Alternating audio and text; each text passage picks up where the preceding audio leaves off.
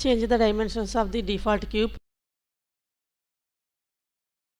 From the top view, add a plane axis. In edit mode, select all and move on the y-axis. Apply the scale transform. Add the array modifier. Change the count. Untick to relative offset. Tick to object offset.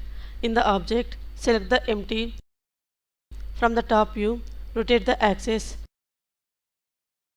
From the front view, move on the z-axis.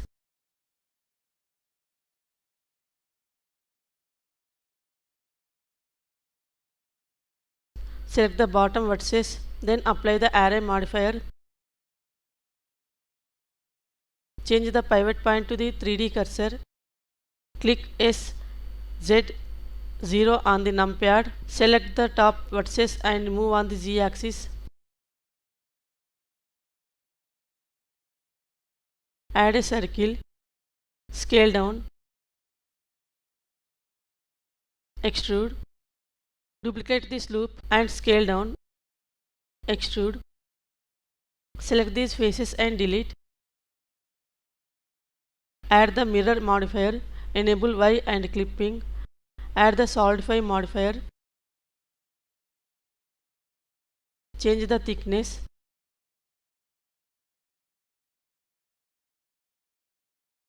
Add an edge here. Select these two edges. Click F. By clicking G twice, slide this vertex. Add an edge here. Select these vertices. Click F. Slide this vertex. Add the bevel modifier. Change the values. Add weighted normal modifier. Right click and shade smooth. Add the subdivision surface modifier.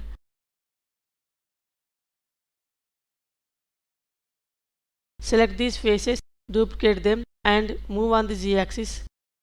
Check the faces whether they are in reverse. Add a sphere. In edit mode, scale down.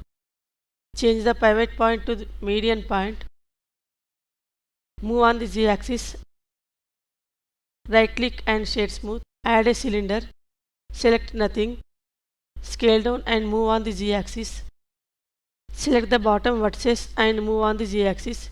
Extrude and scale down for the wire hole. Right click, select shade smooth by angle. Select this loop and bevel. Select this. Apply the mirror modifier. Select these vertices and scale down.